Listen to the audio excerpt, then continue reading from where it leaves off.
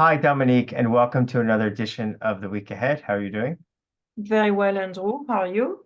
Good, good. Um, so quick timestamp because there was some data that came out today. So it's London at about 3 p.m. afternoon on Friday. Um, so just kind of use that as a timestamp. So as we always like to do, let's kind of dive in and see your big takeaways about any data, market reaction, Fed speeches, obviously some political fun stuff. Yeah, what stood out from you? So let's start with the elephant in the room or the trial. Um, uh, so the reason we're talking about politics is because there is a big difference in the macro regime that we are likely to get after a Trump or after a Biden victory. I hope listeners will get a copy of the note Mirza, Virash, and I published. So how does This is the on like how a Trump 2.0 administration could potentially affect markets and how exactly investors should be thinking about it. Okay, perfect. exactly. So there's Trump being found guilty, turns that. Uh, my guess is no. I mean, there were, titles in the newspapers, past surveys of voters. Bloomberg had an article saying that the verdict doesn't change the support Trump is likely to get from the financial sector. The polls, at least on the public radio, it showed as many people likely to be turned off as turned on by the meeting across party lines. Republicans saying that they were more likely to vote for Trump if he was found guilty. So my hunch is that we won't see much of a change in the polls. And the reason I think that is when the trial started, which was mid of last month, you didn't see much movement in the poll. You did see a big change in betting odds, but then the betting odds that moved in Biden's favor became completely decoupled from the polls, and so they converged after a while to the polls. So my guess is no, but we're going to find out over the next couple of weeks. Other than that, it was interesting. What was interesting this week, I thought, was the Fed definitely turning more bearish and more pessimistic on whether they have tightened enough. That was conveyed in the minutes. Many participants were wondering, and it's important to qualifier many because the minutes have a code, participants, meaning just about everybody agrees. Many participants close to the majority or the majority of few, and so on and so forth. So these are nuances that are important. And basically what the minutes did is they introduced the risk that the Fed could hike again, though it's still a small risk because they use the word many participants, wondered if policy was tight enough rather than all participants or participants. And then you had a follow through with a Fed speaker this week, wondering about whether R star has gone up. Logan, in particular, Williams, who is in a way R star's father and mother, I guess, saying that policy would be based on the economy, not on R star, which is, what Powell has been telling us, that R star is an academic concept. And when you do real-time policy making, you can't really rely on academic views. So I thought it was important. It's new. And in my view, it just reflects the resiliency of growth, despite the fact that the Fed, Fed tightening, they've increased the Fed funds rate 525 basis points, which is about the average since the 1960s. Also, if you look at the change in the Fed funds rate relative to the Taylor rule, this is the largest change since the 1960s. So they've really gone hard, but we're still seeing very strong growth. So that I think was really important. And I think in terms of the FOMC, it suggests we're going to see fewer cuts, 24 cuts in the SEPs and the 3 we had in March. I think 1 cut is probably the more likely outcome. So that was the Fed. In terms of data, the most important was PCE and personal income and saving, personal income and spending. And there it was roughly as expected. Spending was a bit lower than expected, but it's just a single data point. So that's this week. For this coming week, well, NFP Friday. The consensus forecast is 185,000 for the headline number. Yeah, that's reasonable, though for the Fed and for inflation, wages and inflation, what matters is labor market balance. So it's the unemployment rate. Consensus forecast for unemployment is still below 4%, 3.9%. So overall, the consensus still has a view that the labor market is tight, and I agree with it. You know, if you look at unemployment claims, if you look at the conference board confidence survey, you know, the jobs plentiful minus hard to find, all of this data shows the labor market still fairly strong. We will get the jolts. And I think, you know, again, I'm not expecting a big change there. What I'm expecting is a continued decline in labor market flows. So yes, the hiring rate is slowing, but the separation rate is slowing as well. Basically, people are getting too old. There are not enough skilled workers around. So employers are hanging on to their workers, and that makes for smaller labor market flows.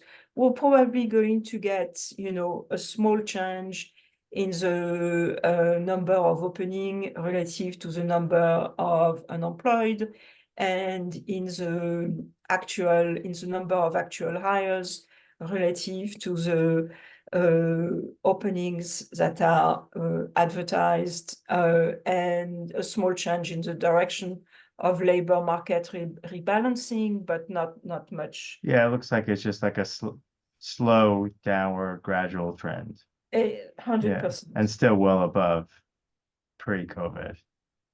Well, I mean, yeah.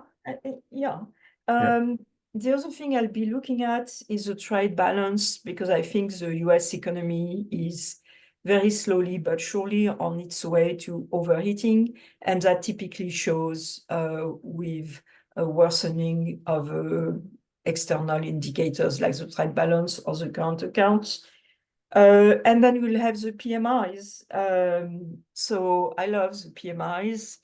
The only thing is they don't correlate well with GDP anymore. Still, it's important for traders. So we have a whole section of our website dedicated on how to trade those PMIs, and I hope our listeners will get to that section. So, and of course, it's a pre-meeting blackout for the Fed. So that's about it. Okay, so and then I guess I kind of understand the answer, but do you see anything particularly in the US economy that you're worried about? Or you still see the real risk is the overheating? You don't see any cracks in. So the risk I'm concerned about are mitigated by Fed policy. What I mean is that I see really two big risks. And let me backtrack. When you have decades of super low interest rate, it's unavoidable that there are imbalances, financial imbalances that build up. So we saw, for instance, with the banks, the interest rate risks that they had built, still there, by the way. But the thing is, so let's talk about precisely in my view, two risks. One is a commercial real estate. There are going to be losses because the value has gone down, because people are working from home, the vacancy rates have gone up. I'm talking about offices, especially for multifamily housing. I think there is much less of a risk, but there are some wealth losses that are going to have to be absorbed somewhere.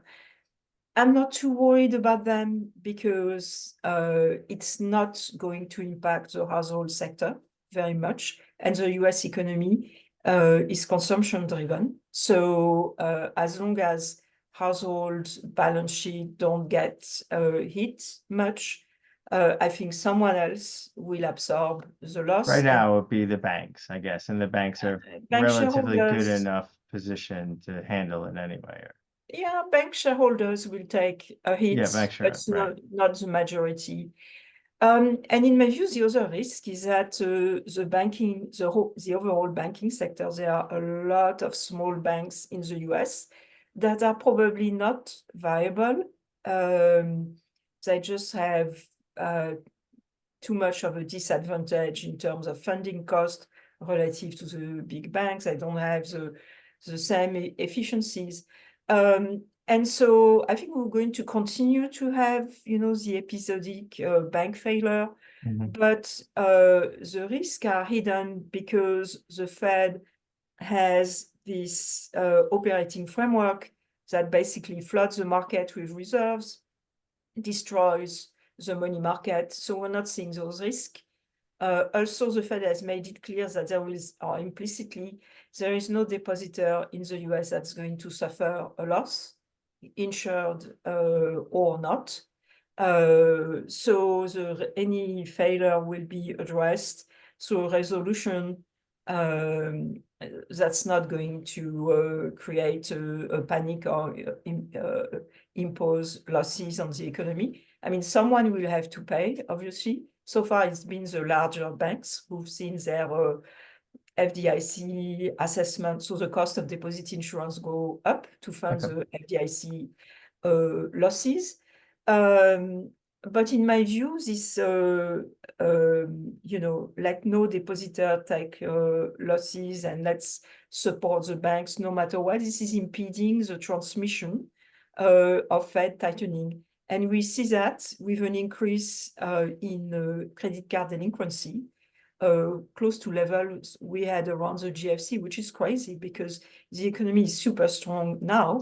Correct. So what I think is going on is that some banks, there is moral hazard in the banking system, that some banks are giving out credit cards to people who shouldn't get them. And they are giving out credit cards probably because the value of their franchise is low. They are not that profitable. So heck, why not, take a punt on credit cards? And then there is the backup from the Fed.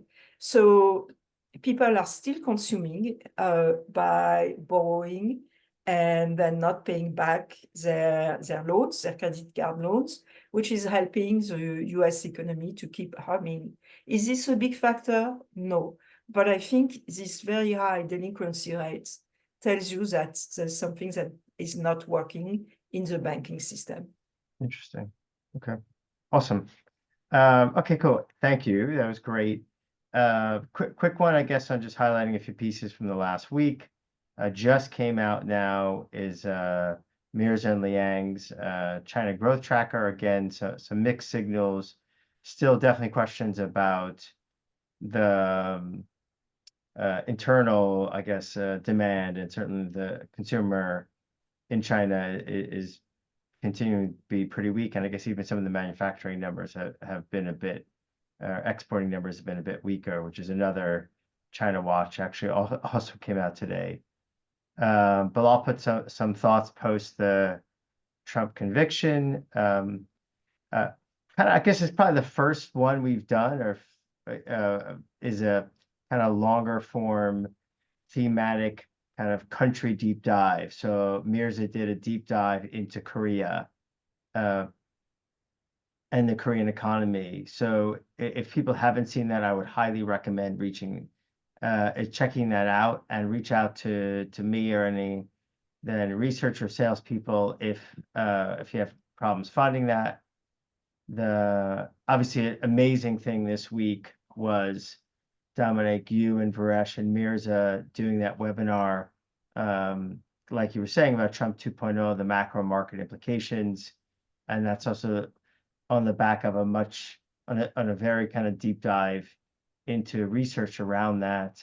And I guess that's a good amount of, those are definitely some good highlights. A lot of stuff, obviously talking about Fed becoming a bit more hawkish, and a lot of stuff around kind of our favorite trade ideas. That's kind of it from my side. So would love to wish everyone, a fantastic weekend, and obviously good luck in the markets. And if you have been away in the US or UK this past week, please feel free to reach out. Obviously we're very happy to summarize any of our thoughts or views. Hopefully you got some good stuff from this video as well. That's it from my side. Any parting words? Good luck, everybody. And I hope that, our listeners read those pieces we've published this week. Awesome. Thanks.